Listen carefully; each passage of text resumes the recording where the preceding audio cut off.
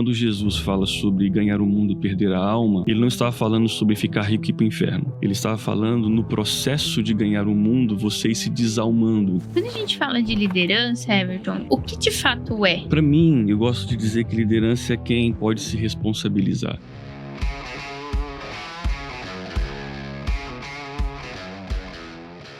Fala galera, tudo bem? Estamos em mais um Prevcast, o primeiro podcast de prevenção contra incêndio do Brasil. E hoje estou aqui com um convidado sensacional para falar sobre liderança. Muita galera que acompanha a gente, Everton, tem escritório, tem empresa, tem time, e a grande maioria é técnico, né? Engenheiro, assim como eu. E aí, a gente cai de paraquedas, tendo que gerir empresa, gerenciar pessoa e time financeiro e tudo. Então, sabendo que existe essa dificuldade, que existe essa dor no público do Prevcast, a gente trouxe você para que você possa explicar um pouco mais para nós sobre liderança. Então, galera, para apresentar para vocês, quem não me conhece, sou Renata Dalmolin, engenheira civil, especialista na área de incêndio, host do Prevcast, e hoje estou aqui com o Everton Silva. Ele é especialista em liderança com 14 anos de experiência, faz mentoria, treinamento, palestra, fala bastante sobre o assunto. Inclusive, eu conheci o Everton em um evento que teve lá na Lagoinha, aqui de Cascavel, onde ele falou também sobre liderança. E aí, pensando, falei, gente, preciso de um nome para falar disso. E veio o Everton na minha cabeça para trazer esse tema para nós, que para uma empresa crescer, eu sempre falo que ela precisa de pessoas. Sim. E pessoas precisam de um líder, né? Precisam ser liderados. Então, como fazer isso, Everton? Primeiro, seja bem-vindo. Obrigado. É um privilégio estar com você aqui. E, de fato, liderança é um grande desafio, né? Porque é um mundo à parte, é outra dimensão, né? E isso demanda muito da gente, né? Isso realmente exige muito da gente conhecimento, entendimento, a mente tem que ser ampliada para a gente entender esse assunto. E é um assunto desafiador. Não é fácil estar nesse lugar, não é fácil se manter nesse lugar, não é fácil ser produtivo nesse lugar, não é fácil fazer as pessoas se tornarem produtivas nesse lugar, né? E com certeza a liderança é um assunto que me interpela há muito tempo e é um privilégio sempre poder falar sobre isso.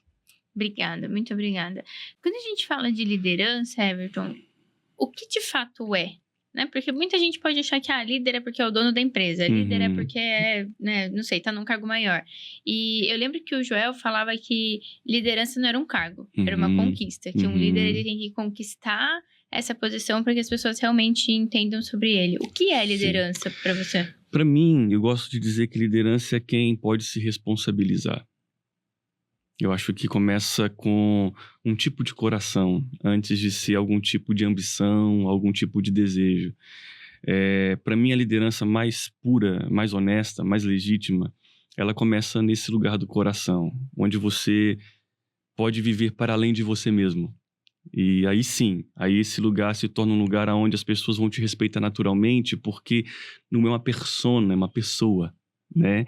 E esse lugar do coração, onde eu posso me responsabilizar, quando eu me coloco como alguém que vai viabilizar processos, vai viabilizar coisas, aí começa a liderança. Aí começa a nascer um grande líder, quando ele começa a viver não só voltado para si mesmo, mas começa a viver também olhando para aquilo que ele pode construir para o bem comum. Então, para mim, liderança é aquele que pode se responsabilizar, aquele que fala, ok, eu estou aqui, eu não estou pronto, eu não sei exatamente sobre tudo, eu não sei lidar com tudo, mas eu quero me responsabilizar por isso. Eu quero realmente aceitar no meu coração a responsabilidade de fazer isso acontecer de alguma maneira.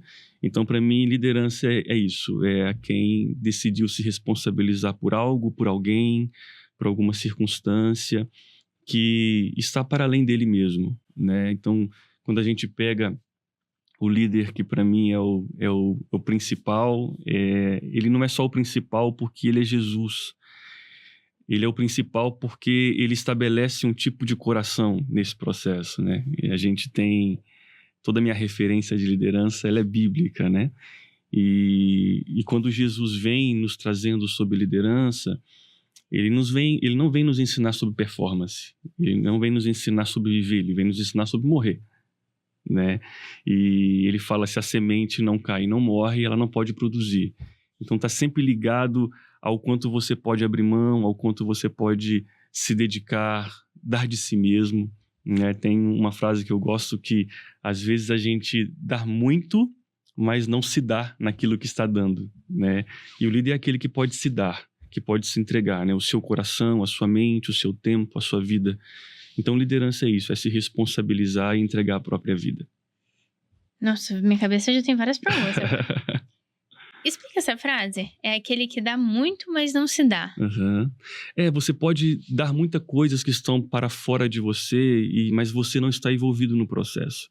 Você pode dar dinheiro, você pode dar presente. Eu costumo dizer, por exemplo, quantos pais... Eu estava falando numa palestra esses dias, num treinamento, e eu falei, quantos pais que tentando colocar comida na mesa nunca se assentou na mesa para comer? Ou seja, ele deu daquilo que ele podia dar, mas ele nunca se deu. Perfeito. E aí, tentando colocar comida na mesa, ele nunca teve tempo para se assentar na mesa para comer junto. E no final das contas, não é o presente, mas é a presença que vai mudar alguma coisa. Então, a gente tem uma tendência, sim, e a gente pode fazer... Isso é humano. A gente vai dando coisas, a gente vai fazendo o bem, mas no fundo, nosso coração não está realmente envolvido com aquilo, né? Então, é isso, é não dar apenas porque é conveniente, não dar apenas porque é educado, mas Ou até mesmo para tentar suprir essa falta de tempo de qualidade, Exatamente, né? Exatamente, mas dar porque você está. Eu estava dizendo, quando Jesus fala sobre ganhar o mundo e perder a alma, ele não estava falando sobre ficar rico e ir para o inferno. Ele estava falando no processo de ganhar o mundo, você ir se desalmando. Então, por exemplo, a pessoa não está mais inteira em lugar nenhum que ela está. Se ela está aqui, ela não está aqui. Se ela está em casa, ela não está em casa. É um ser desalmado, entende? Então, vai andando sem alma no processo. Por quê? Tentando ganhar alguma coisa que não tem. Então, como tem o sentimento de alcançar o que não tem, vai perdendo o que tem. E Jesus falou, então você ganha o mundo e perde a alma, né? Então... esse processo de estar envolvido naquilo que você está fazendo fala muito sobre honestidade, por exemplo. Então, quando a pessoa olha para você como um líder e ela vê você falando de coisas que para você é só um clichê, que é uma coisa que você aprendeu num livro, que é uma coisa que você aprendeu apenas num curso, mas não é você, isso tira credibilidade. E a primeira coisa que um líder precisa ter credibilidade, não porque ele é perfeito, mas porque ele é honesto. Perfeito. Né? Então, estar ali inteiramente, não como um ser desalmado, tentando ser uma performance para ser aceito, é muito importante. Né? Então, tem muito a ver com isso. Se dar tem muito a ver com estar honesto naquele lugar, diante daquelas pessoas. É o 100% presença, né? Exatamente. Uma das coisas que você falou é que o líder é aquele que escolhe responder por algo, né? Então, eu escolho vestir essa camisa. Sim. Na maioria das vezes, 90% dos empresários brasileiros, eu não acredito que eles tenham essa consciência quando eles abrem a empresa. Imagina que eles abrem a empresa e falam, putz, agora eu preciso contratar. E talvez não tenha essa consciência do tipo, estou me responsabilizando por. Como que um líder que caiu de paraquedas ali viu que agora, caraca, deixei de ser engenheiro e agora eu sou o líder de pessoas? Qual é, sei lá, os 3 primeiros passos que ele precisa cuidar para regular esse desespero, né, que vai bater? Primeiro, senso de propósito. Né? Eu acho que não importa o lugar ou o contexto onde você caia, se você tem um forte senso de propósito pessoal, né? E principalmente se esse propósito for trazer para aquele ambiente algum tipo de avanço, né? Então, quando você tem senso de propósito naquilo que você está fazendo, você é afetado pelo seu ambiente, você é afetado pelas circunstâncias. Se as coisas não estão organizadas, elas não estão organizadas. Se os processos não estão definidos, eles não estão definidos, mas isso não te afeta a ponto de te paralisar. Até porque você sabe que eu tenho uma frase que eu gosto muito de usar quando eu estou liderando as pessoas, é que um problema só é um problema até a gente ficar sabendo. Isso é um senso de propósito, né? Eu lembro que com 15 para 16 anos, eu comecei a orar a Deus pedindo sabedoria. E Deus me falou, mas para quê? Né? E ele falou, Everton, se eu te der sabedoria, eu também vou te rodear de pessoas com um problema. Porque a sabedoria, ela tem que cumprir um propósito. Então, eu não vou dar você sabedoria para você virar o sabe-tudo, o sabichão. Eu vou dar você sabedoria para que você ajude as pessoas a resolver os seus problemas. Então, o propósito da sabedoria é lidar com problemas, né? Então, quando um líder tem esse senso de propósito, ele chega num ambiente que talvez ali ele caiu de paraquedas, as coisas não estão bem definidas ou não estão bem, não estão claras, mas ele tem um senso de propósito. Então, se não estão claras, ele vai trazer clareza. Se não estão definidas, ele vai definir. E aí ele vai se esforçar e vai buscar as ferramentas que ele precisa para fazê-lo. Mas o que vai impulsioná-lo a resolver aquele lugar, aquele ambiente, aquela situação, é o senso de propósito. Sem isso, ele vai sucumbir àquilo que não está definido, àquilo que não está organizado, ou àquilo que não está claro, né? Então, o senso de propósito de um líder é algo que ele precisa ter muito claro e desenvolver isso cada vez mais, né? Porque o senso de propósito está muito ligado àquilo que eu te falei, ao se responsabilizar. E se responsabilizar não significa que você se sente capaz, se sente pronto. Você está disponível. Você está disposto a. É isso aí. Então, não tem nada a ver com se sentir pronto, capaz, nada disso. Mas começa nesse lugar do senso do propósito. Aí, a partir de então, você tem que ser objetivo naquilo que você precisa mudar. Então, cair de paraquedas aqui, preciso alinhar expectativas, né? O que esperam de mim, para onde a empresa está indo, qual é o momento, qual é o contexto que estamos, quais são os desafios que nós temos que são desafios de muito tempo, quais são os desafios novos ou os próximos desafios que estão diante da gente, fazer uma leitura do momento que aquela empresa está e para onde ela está indo, e aí então começar a definir mesmo estratégias para resolver aquela situação, e sempre começando pelas pessoas, né? O Peter Drucker vai dizer que a cultura come a sua estratégia no café da manhã. Então, assim, você pode ter uma estratégia maravilhosa, mas se você não conseguir ter uma cultura que abrace essa estratégia, você não vai ter avanço. E aí, quando eu falo sobre pessoas, eu falo sobre consciência antes de comportamento. Então, eu vou trabalhar a forma de pensar antes de eu trabalhar a forma de agir. Porque a cultura trabalha a consciência, entende? Então, eu vou trabalhar a consciência daquelas pessoas, como elas pensam, as premissas que elas têm, as perspectivas que elas têm. E aí eu vou alinhar isso. Depois isso vai virar um comportamento adequado que responde àquilo que eu espero como estratégia, né? Então, acredito nisso. Então, senso de propósito, uma leitura do contexto que a empresa está e trabalhar a cultura, que é trabalhar a consciência dessas pessoas que estão envolvidas no processo.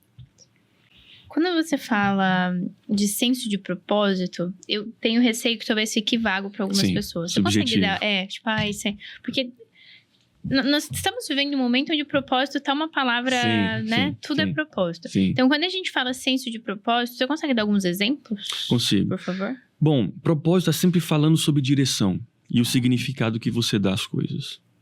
Então, quando você tem... eu falo muito sobre axiomas, né? O que é um axioma? Um axioma é uma verdade que te define e uma verdade que ela é fundamento da maneira como você pensa. Então, por exemplo, nós não acreditamos no trabalho escravo. Por que não acreditamos? Porque não é justo, porque não é digno. Isso é uma leitura básica dessa forma de pensar. Mas uma leitura mais profunda, nós não acreditamos no trabalho escravo porque todo ser humano foi criado à imagem e semelhança de Deus. Isso é um axioma. Ou seja, não tem uma verdade que antecede isso. Essa é a verdade fundamental. Então, porque todo ser humano foi criado à imagem e semelhança de Deus, nós cremos que a dignidade é uma coisa inerente, que todo ser humano precisa. E o trabalho escravo não expressa isso. Então, o senso de propósito é a verdade que te move. Quais são as verdades que te movem? Quais são as verdades que te realizam, que te significam, que te definem? O que é fundamento, o que é fundamental para você? O propósito está muito ligado a isso. Existem duas coisas que você precisa... Eu gosto de separar quando eu falo sobre propósito. Propósito é isso. Vocação é o que você vai fazer de forma específica. Um vai vender alface, outro vai ser engenheiro, outro vai ser mentor. Não é o que você faz. É quem você é a partir daquilo que você acredita. Né? Então, por exemplo, quando eu era novo, eu ouvia muito assim, que eu tinha que estudar para ser alguém. Porque se eu não estudasse, eu não seria ninguém. Hoje, com as minhas filhas, eu tenho a Sofia, né? E a Laura, a Sofia de 14 anos e a Laura de 10.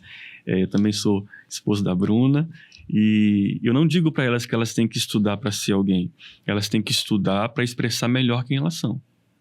Perfeito. É diferente. Exatamente. Então, elas não estão fazendo algo para se tornar quem não são. Elas estão fazendo para expressar melhor quem já são.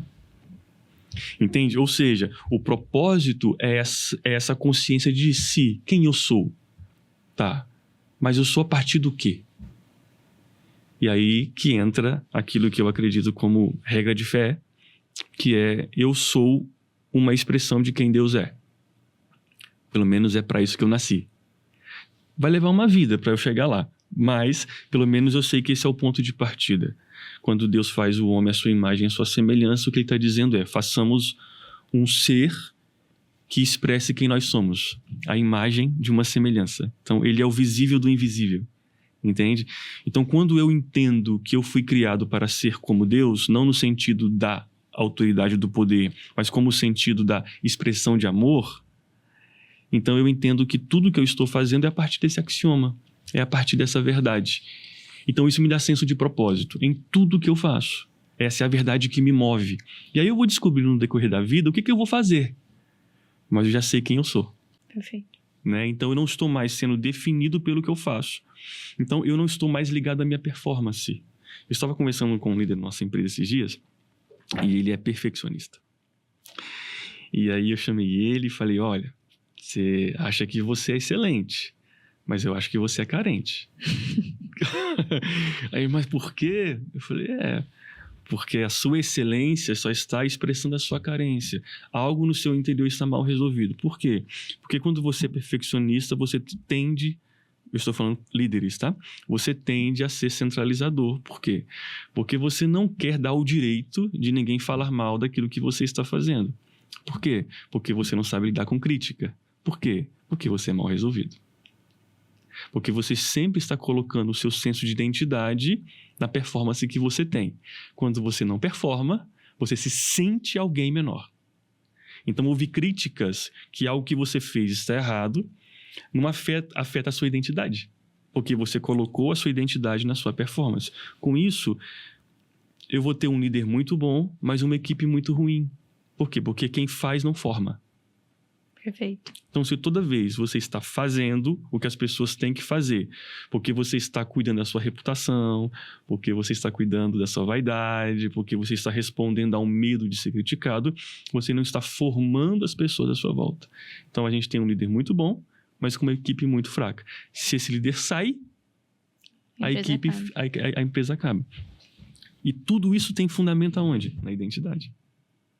Então, a gente pode trazer que... Tem uma frase que a gente usa muito lá no escritório, que é: o líder precisa ser dispensável. O papel do líder é se tornar dispensável. Uhum. A gente pode colocar que talvez essa ideia seja um fundamento para o líder começar? Com certeza. Ele entender que ele não precisa, ele não pode estar ali para sempre, senão a empresa não continua? Com certeza. Eu acho que ser indispensável já é uma marca e um selo de um líder que realmente fez o seu trabalho, né? Porque o trabalho de um líder essencialmente é formar. Então não adianta a gente ter um líder muito bom e uma equipe que não está crescendo. Tanto é que quando você vai avaliar um líder, você não avalia ele por ele, porque ele só está ali porque ele já foi aprovado. Você avalia a partir daquele momento ele pelo quanto a equipe dele está se desenvolvendo. Entende? Então é o quanto as pessoas estão crescendo. E primeiro eu olho para as pessoas. Se elas estão crescendo, então isso valida a liderança dele. A performance dele já está validada, senão ele não teria chegado naquele lugar. Entende? Então eu não estou mais validando a performance dele. Eu estou validando a influência dele, eu estou validando a didática dele, eu estou validando a humanidade dele, eu estou validando o senso de estratégia dele. É isso que eu estou validando. Então, ou seja, e tudo isso afeta quem? As pessoas. Todo o time. Todo o time. Então, é a produtividade do time que fala para mim como o seu líder é. Né? Então, é aquilo, né? A equipe é o espelho do líder, não tem como, né? E como que... Uma das coisas que a gente escuta muito hoje... Aliás, só deixa eu abrir um parênteses aqui. Você toma água com gás? Então, Ah, tá. seguindo o que a gente estava falando, Everton, uma das coisas que a gente escuta muito hoje é como está difícil contratar, como está difícil montar um time, como está difícil lá. E uma das coisas que a gente tem dentro, tanto da PreviWord quanto da RDAO, é time jovem. Então, a mais velha do time sou eu com 29, o restante a gente de 18, de 17, de 22. Legal. E aí o pessoal fala, como? Não tem como. E uma das coisas que eu defendo é que eu entendi que essa geração...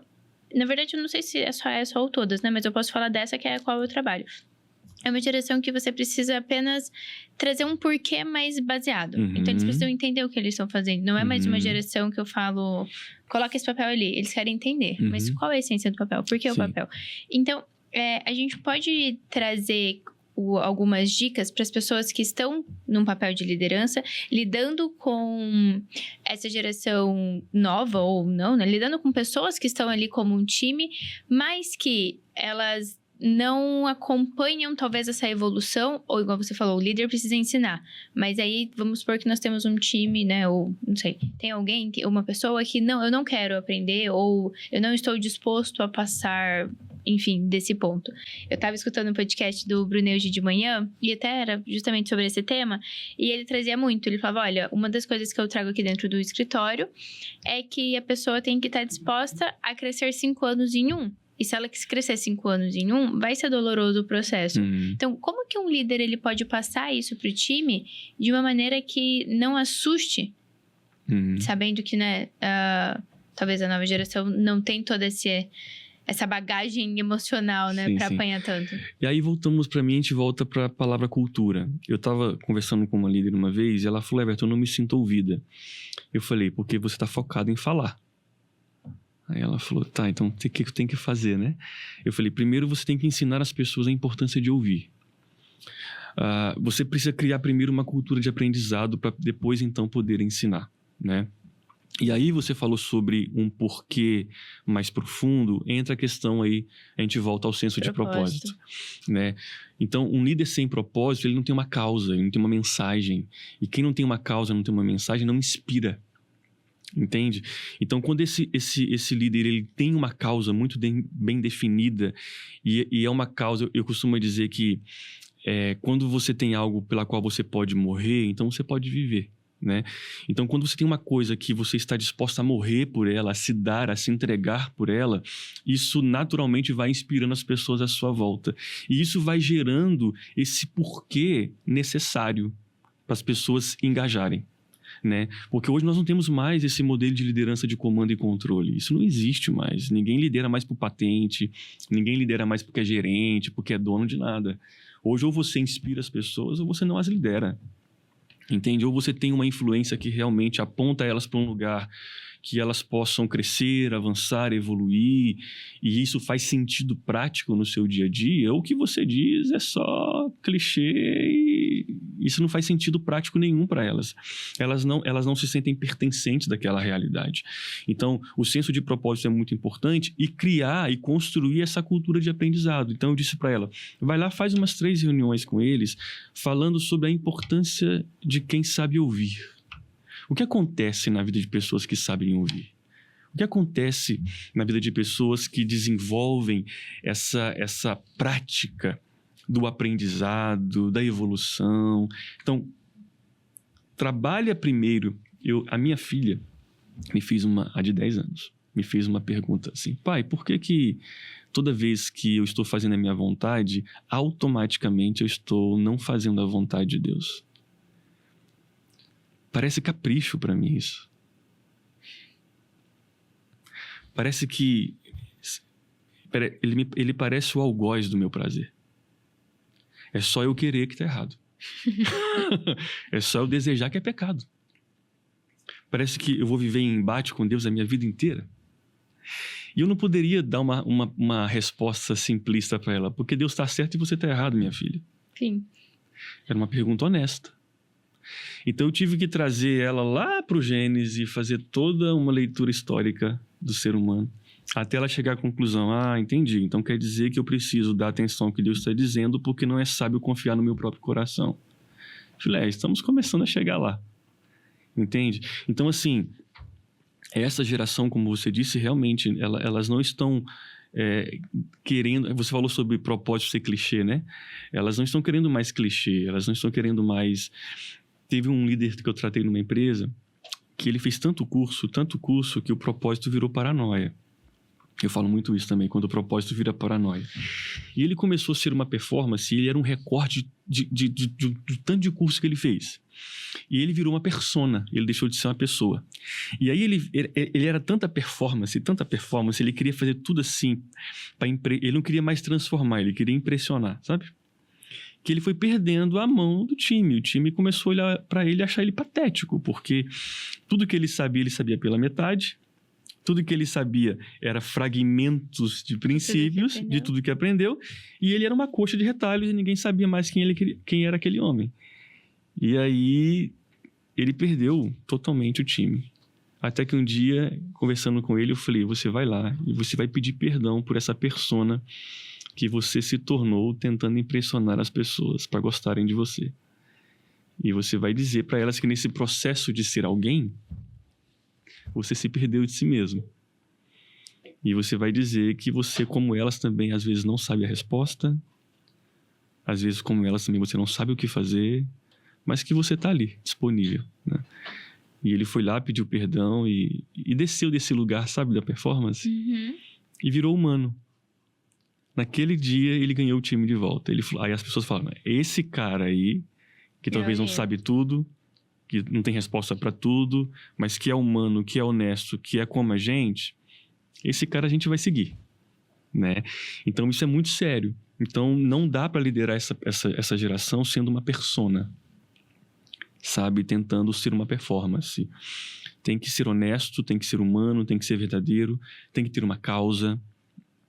E quando as pessoas elas vão olhando para isso, quando essa honestidade vai ganhando lugar na mesa, a gente vai realmente inspirando as pessoas a nos seguirem para aquilo que a gente está indo, né? Deixei 2 pontos aqui também que você foi falando que fazem muito sentido e geram algumas dúvidas. Por exemplo, você comentou muito sobre a importância do líder ser humano, né? O líder tem que ser humano e etc. E eu vou sempre trazer realidades de questionamentos que eu já recebi em determinados momentos. E aí, qual é a linha tênue entre o ser humano e se tornar vulnerável demais? Exemplo, a gente tem lá no escritório uma rotina, a gente tem vários rituais, né, que acontecem dentro da nossa cultura. E uma delas envolve reuniões de feedback, reuniões de alinhamento, reuniões onde o time pode falar onde o líder tem que melhorar ou não, e etc. E algumas vezes, alguns alunos questionam, tipo, mas essa informação você conta pro líder, pro time? Eu falo, conto, eles são time, eles estão pertencendo, eles têm que saber pra que lado esse time tá indo, se tá fazendo gol contra, a favor, ou como tá funcionando. E aí vem essas perguntas, putz, mas isso não é algo interno? Isso não torna muito vulnerável? Isso não é humano demais? Qual que é essa linha tênue? Sensibilidade. A sensibilidade, ela vai te dar o equilíbrio daquilo que você precisa fazer ou não, falar ou não. Por exemplo, eu fui gerente do restaurante Armazém por um tempo aqui. E a gente tinha um lema com os líderes que era assim, você pode me dizer qualquer coisa que você queira me dizer, desde que você pense em como vai me dizer. Sensibilidade. Então, eu estou abrindo um ambiente de honestidade, de verdade, eu celebro isso, eu quero ouvir qualquer coisa que você tenha a me dizer, mas eu preciso que você assuma o compromisso de como vai me dizer isso. Porque o fato de você ter uma verdade para me dizer não te dá o direito de me dizer de qualquer jeito. E o que isso é? Sensibilidade. Então, a sensibilidade ela vai ser o termômetro de como aquilo deve ser feito. Ou o momento que aquilo deve ser feito, né? Então, sim, ser humano não é ser bonzinho, é ser bom, é ser justo, não é ser bonzinho. Eu tive pessoas que eu tive que demitir para o bem delas, entende? Era uma situação que só a demissão poderia despertar a consciência para a transformação. Entende? Então, é com que coração você faz o que você está fazendo, com que consciência você faz o que você está fazendo. Então, a sensibilidade, para mim, essa é uma palavra muito cara para mim. Né? Não é susceptibilidade, sensibilidade. A susceptibilidade é estar vulnerável. A sensibilidade é você estar atento em como você vai agir. Não só como você vai falar, mas também como você vai ouvir. Eu gosto muito de dar esse exemplo, né? A minha esposa, quando está com TPM, alguma coisa acontece com aquele corpo, com aquela pessoa. E se eu não tiver sensibilidade de ouvi-la, por causa daquele contexto que ela está, eu vou me ofendendo com coisas que eu nem deveria. Entende? Então o líder não pode ser vulnerável, ele tem que ser sensível. Ele não pode ser susceptível, ele tem que ter sensibilidade. O que é susceptividade? Vulnerabilidade. Perfeito. Entende? Então ele está vulnerável. Entende? A sensibilidade é isso, tanto para falar quanto para ouvir. Então, e quando você vai conversar com alguém com sensibilidade, você fala, não, talvez ela não está bem hoje. Não vou nem considerar.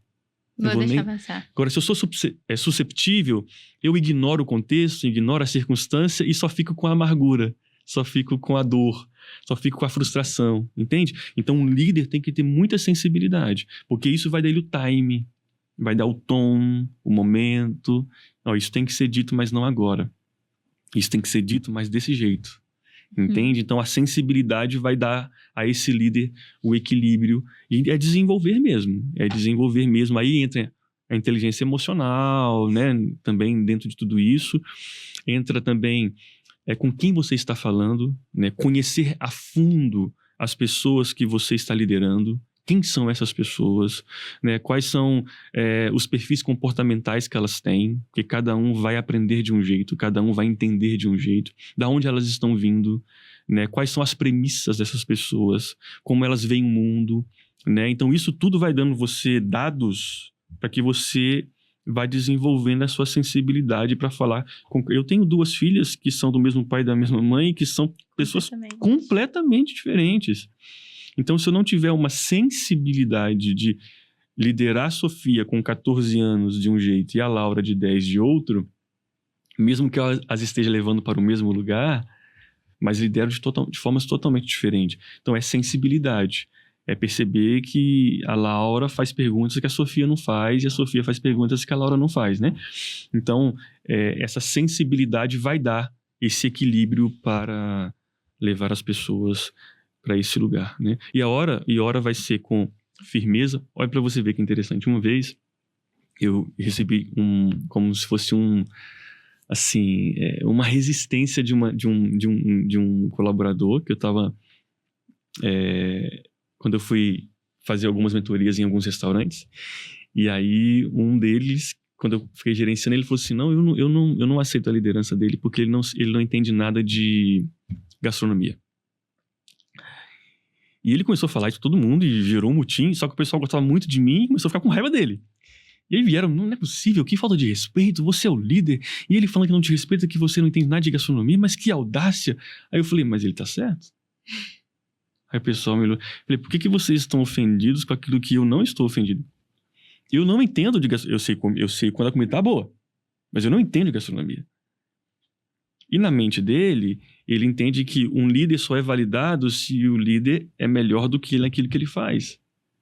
Então, calma, ele só não entendeu o que eu vim fazer aqui. Vamos alinhar isso, tudo certo. Mas ele não tá errado. Aí eu chamei ele e falei, eu fiquei sabendo disso, que você disse, ele ficou todo constrangido, né? E eu falei, quer dizer que você tá certo. Eu realmente não entendo. Aí eu perguntei pra ele assim, você reconhece uma boa música? Aí ele falou, reconheço. E eu falei, que instrumento você toca? Aí ele falou, nenhum. Aí então, mas você consegue reconhecer uma boa música? Não, sei. Eu não sei segurar essa bandeja, não. Mas eu sei quando eu sou bem atendido. Eu não sei quais são os temperos que o chefe tá usando, não. Nem as medidas. Mas eu sei quando a comida tá boa e quando tá ruim. E eu disse pra ele, e eu não vim aqui pra ser um líder técnico, seu. Eu vim aqui, talvez, para te ensinar a falar a verdade que você tem para dizer de um jeito diferente. Né? E aí aquilo chocou ele, né? Porque eu não estou aqui para liderar você apenas como um técnico, eu estou aqui para liderar você como um ser humano. E talvez tecnicamente você seja o melhor de todos, mas como um ser humano você precisa aprender umas coisas. E é meu melhor amigo até hoje, né? Então, ou seja, eu não me ofendi, eu não fiquei vulnerável com aquilo que ele estava dizendo contra mim, entende? E trouxe sensibilidade para ele, seja lá o que for que você tenha para dizer, pense em como você vai dizer, mesmo que seja uma verdade. E isso faz muito sentido porque uma das coisas, né, estudando muito sobre liderança, a maioria dos estudos trazem muito sobre você entender a personalidade de cada um. E entender que tem um que vai ser mais direto, outro é mais curva. Eu sempre brinco das reuniões de feedback lá no escritório. Tem umas pessoas que são 5 minutos, tem outras que são 1 hora, tem outras que tem choro, alegria, tristeza, tem multi-emoções. Então, eu acho que vai muito do líder entender, igual você comentou, né, com quem ele tá lidando, quais são as personalidades daquela pessoa. E ele vai ter que acabar se tornando, sim, um camaleão pra, tipo, agora eu preciso ser direto, agora eu preciso pegar leve, agora eu preciso ser mais emotivo, agora... Então, ele ter esse entendimento, essa sensibilidade, igual você mesmo comentou, né? A sensibilidade pra mim primordial. É primordial nisso daí. Uma das coisas que... acho que até o Brunet mesmo também traz várias vezes, é sobre a importância de quando você for conversar com um determinado colaborador, qualquer pessoa, na verdade, né? Mas aqui a gente tá falando de liderança, você não afetar a identidade, e sim o comportamento. Você pode explicar a diferença disso pra galera? A identidade tá muito ligada a quem aquela pessoa é. Né? Então, por exemplo, nesse último caso que eu trouxe, era um problema de comportamento. Ele não era uma pessoa má em si mesma. Ele estava apenas equivocado na expectativa que ele tinha a meu respeito. Então, a identidade é quem aquela pessoa é. São as premissas dela, a história dela, o coração dela. Então, separar isso é muito importante. Por isso que a sensibilidade é fundamental. Porque só a sensibilidade vai fazer você separar o comportamento de quem a pessoa é. Porque o comportamento, ele pode estar sendo fruto de várias coisas, de trauma, de bloqueio, de circunstâncias, de situações, de coisas momentâneas, de contingências. Né? Então, se você não tiver um olhar mais profundo para aquela pessoa, você se perde no comportamento dela. É como um filho, né? Que na adolescência vai ter comportamentos muito mais diferentes, se sentem dono da verdade, e isso e aquilo. Mas eles não são pessoas más em si mesmos, né? Então, eu sempre gosto muito de dizer isso, né? Você está agindo de uma maneira errada, não é que você é uma pessoa errada. São duas coisas diferentes, né? Você está reagindo de uma maneira errada, não é que você é uma pessoa errada. Então, acho que esse é o fundamento, assim, né? Então, trabalhar o comportamento separado da identidade, ele é fundamental. Mas, ao mesmo tempo, também, você entender naquilo que você pode contribuir na formação da identidade dessa pessoa. Naquilo que ainda... Porque tem gente que não sabe quem é, por isso que age como age. Sim. Né? Então, tem aquelas pessoas que estão agindo de forma separada de quem são, por causa de uma contingência, de um contexto, de uma situação. E tem gente que está agindo como está agindo porque não sabe quem é ainda. Então, você tem que separar tanto para respeitar quem a pessoa é e trabalhar o comportamento, quanto para ajudar ela a descobrir quem ela é, para então também melhorar o comportamento dela. E qual é a... De novo, acho que essa linha tênue, talvez vai ser acessibilidade a resposta. Por exemplo, o líder, ele vai entender, né, onde o time precisa melhorar e ele vai dar essas ferramentas e esse time vai evoluindo. A gente teve um caso no escritório há um tempo atrás, uns 2 anos, eu acho, ou mais, de uma pessoa que pediu para sair e um dos motivos que ela propôs para nós foi, olha, eu preciso sair porque a impressão que eu tenho é que eu evolui 5 anos em nesse lugar, só que as pessoas que estão em volta de mim não, então eu tô perdendo os meus amigos.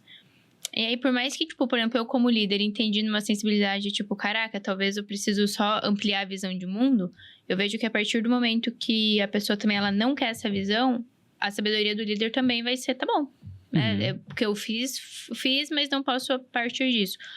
É essa sensibilidade ou tem alguma coisa ainda que o líder precisa saber amparar melhor, vamos dizer assim? Eu acho que assim, você precisa respeitar essa pessoa, óbvio. Eu costumo dizer que tem uma história na Bíblia sobre Jeremias, que é muito legal. Porque Deus fala assim, Jeremias, você vai ser profeta. Ele falou, beleza. E tudo que eu falar, você vai falar, Jeremias. Ele, não, beleza. Ele tinha 16 anos quando Deus fala isso com ele. Mas Jeremias, ninguém vai te ouvir. Aí depois passa o tempo, acho que Jeremias esquece disso, e ele entra em crise. E fala, você me iludiu e tal. E Deus pergunta, mas por quê? Ninguém me ouve. Ele falou, mas Jeremias, eu não te chamei para ser ouvido. Eu te chamei para falar. Então o líder também tem que ter esse esse senso de que nem sempre ele vai ser ouvido, nem sempre ele vai ser compreendido. Quando eu chego para olhar um líder, eu primeiro não estou perguntando se as pessoas estão ouvindo o que ele está dizendo. Eu quero ver se ele diz tudo o que precisava ser dito. Primeiro ponto. Então, porque eu não coloquei ele ali para ser ouvido por ninguém. Porque as pessoas escolhem ouvi-lo ou não. Isso está fora da alçada dele. Isso tem a ver com elas, não tem a ver com ele. Então, a minha pergunta não é se ele está sendo ouvido. A minha pergunta é se ele está dizendo tudo o que ele precisa dizer. A minha pergunta não é se as pessoas estão aprendendo ou não. É se ele tem didática para ensinar, se ele está gastando tempo para ensinar. Se tudo isso está validado, então eu vou para as pessoas. E aí eu vou entender que aquilo está na mão da decisão delas. Essa pessoa tomou uma decisão com aquilo que ela aprendeu. E ela falou, tá, eu evoluí, mas os meus amigos não. Estou perdendo os meus amigos. Aí eu precisava de entender perdendo como. Perdendo por quê. Você está usando... o que está acontecendo nessa relação que a sua performance está abalando?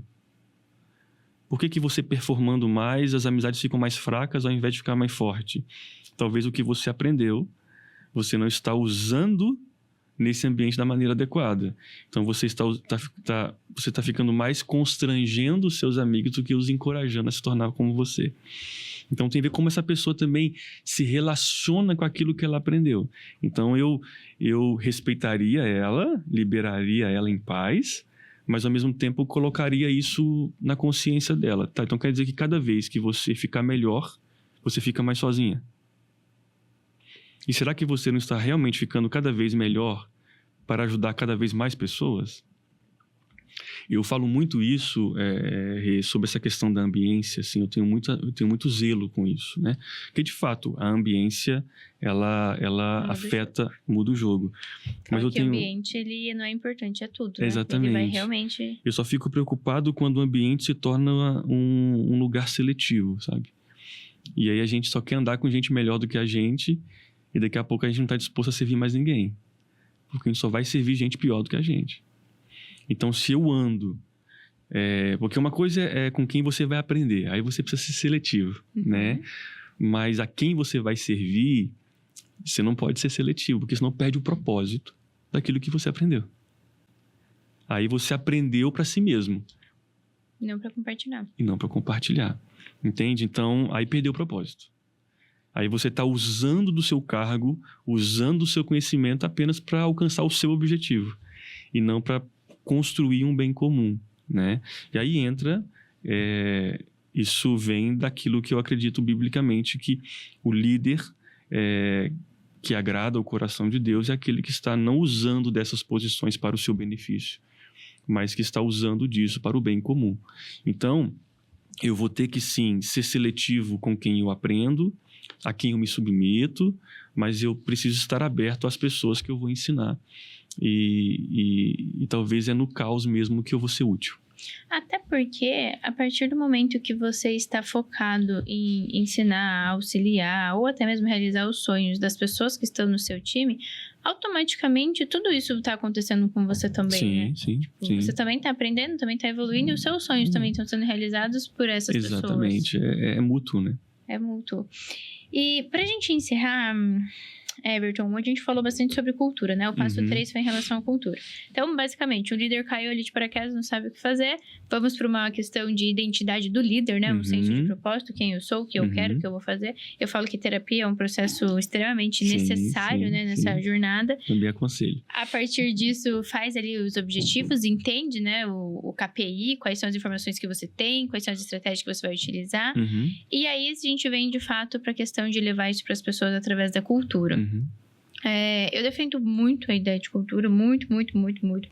Eu sou... a gente fala no escritório que a cultura, inclusive frases que a gente utiliza, né, que a gente usou ano passado como frase do trimestre, foi justamente isso, que a cultura come a estratégia no café da manhã e não tem o que você fazer. Sim. É um jogo que já está perdido, né? Sim. Então, dentro da cultura, a gente fala que é muito importante ter alguns rituais, alguns passo a passos, como as coisas funcionam, como não funcionam, quais são os limites, né? E você ir criando ali culturas.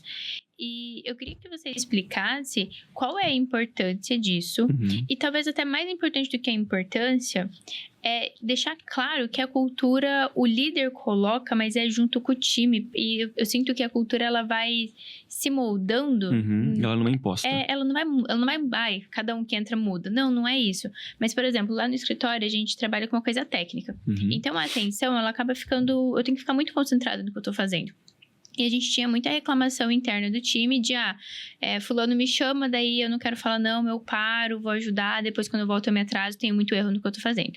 E a gente começou a entender, tá, mas qual é o problema do falar não? Uhum. E aí, né, as pessoas elas não gostam de falar não. Uhum. Então, uma das coisas que a gente criou ali como parte da nossa cultura é, antes de eu falar com qualquer pessoa, eu pergunto, Everton, você pode falar? Uhum. E se o Everton responder sim, beleza? Se ele responder não, eu sei que ele não me odeia, é só porque ele tá ocupada.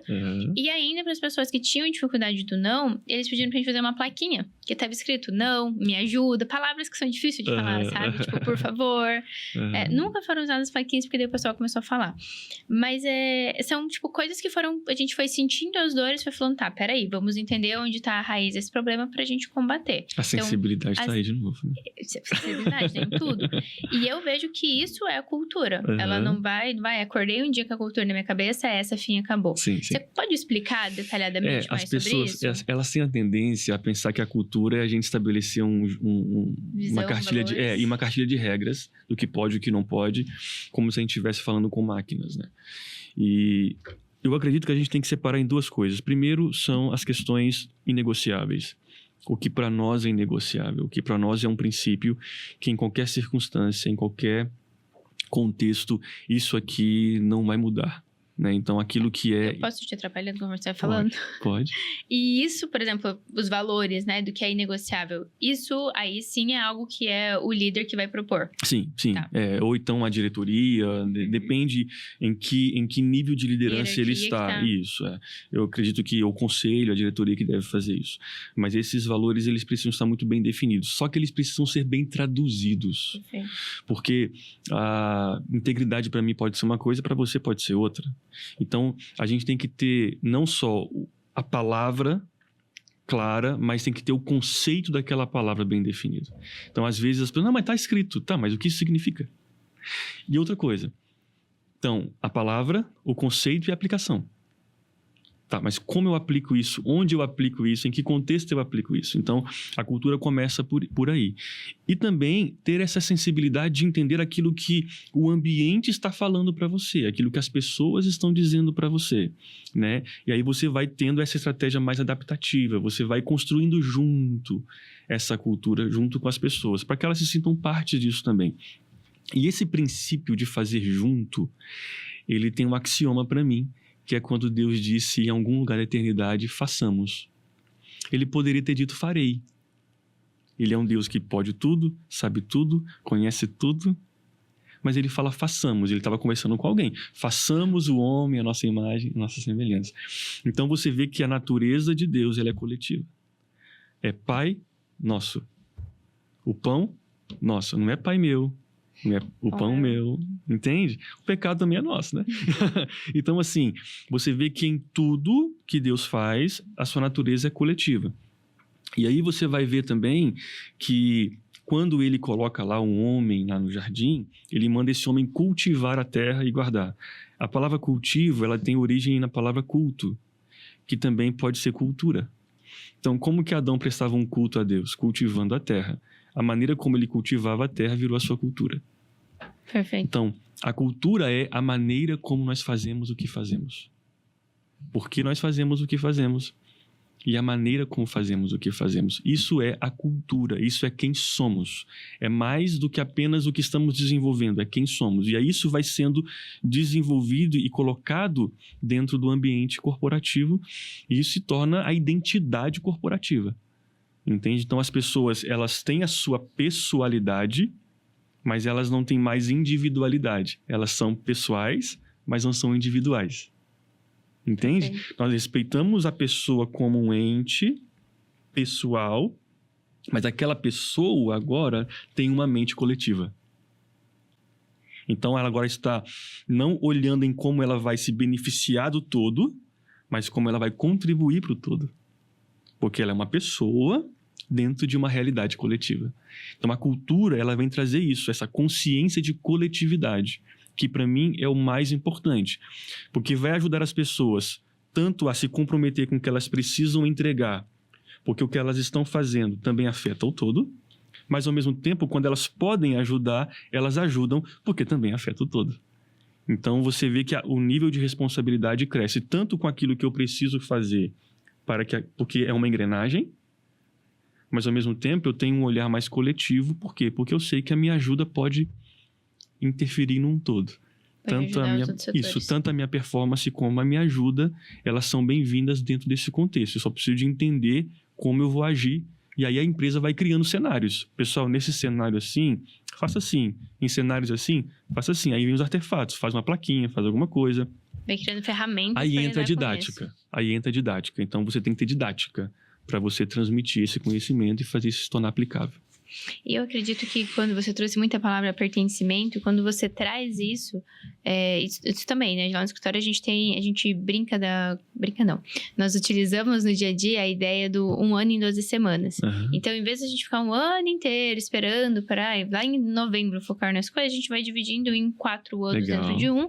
E a gente faz mini-férias, faz todo o mesmo ritual que existe em dezembro, a gente faz 4 vezes durante o ano. Muito bom. E uma das coisas que a gente faz nisso são as reuniões de feedback do trimestre e de estratégica. Como foi o trimestre e como vai ser o próximo. E primeira vez que a gente fez isso, a primeira vez que a gente fez, era eu que montava tudo e apresentava pro time. E aí eu vi que era legal, mas assim, nossa, não funcionou. Na segunda vez, eu cheguei e falei, gente, seguinte, a reunião vai ser junto. Todo mundo. Então, em todos os problemas, por exemplo, que eles trouxeram no dia anterior na reunião de feedback, eu fiz tipo amigo secreto, sabe? Vários papelzinhos, coloquei aqui, eles sortearam entre eles.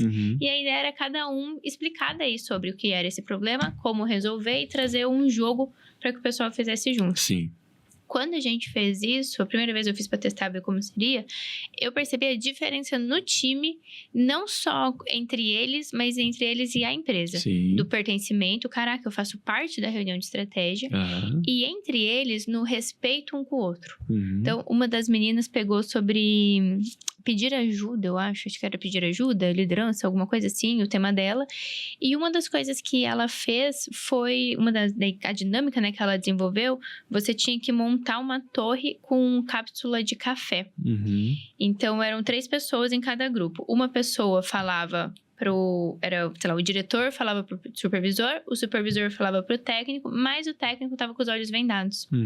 E aí foi justamente explicando, no final a ideia era explicar a importância de ser comandos precisos, comandos, né, muito bem alinhados, da pessoa que tá fazendo confiar em quem tá dando a ordem, porque ela não tá vendo. Então, isso gerou, imagina, todo mundo teve que aprender a ensinar. Então, eu trago aqui essa questão do pertencimento pro time faz também com que eles se olhem de uma maneira diferente e olhem para a empresa como, caraca, eu quero propor mudanças, eu também posso fazer parte disso. Isso é fundamental, isso é fundamental. Nossa, muito bom, muito bom. Enfim, eu fiz um roteiro, não segui nada. Tá tudo certo. De acordo com as dúvidas que foram surgindo. Eu gostaria, se possível, que você deixasse 3 dicas, assim, principais para quem já é líder. Como que sabe? Deixar 3 dicas. Ó, independente se você já é, se você foi, se você vai ser, se você tá pensando em ser, esses 3 pontos tem que estar ali, check no seu caderninho. Eu vou ter que ser redundante, mas o primeiro seria realmente esclareça o seu propósito, né? Se dedique nisso, não de uma maneira clichê, mas de uma maneira realmente profunda, honesta. É muito importante desenvolver o senso de propósito, porque ele vai te dar um senso de direção. Né? Não adianta você ter uma Ferrari acelerando no sentido errado. Quanto mais você acelerar, mais longe você está daquilo que você nasceu para ser. E eu costumo dizer que enquanto você tenta parecer quem não é, você não pode se tornar quem você nasceu para ser. Então, primeiro é isso. Não tente ser quem você não é, não tente parecer o que não é para agradar ou para ser aceito. Seja você e tenha esse senso de propósito. O segundo ponto que eu diria é não pare de aprender. Tenha uma cultura pessoal de aprendizado, né?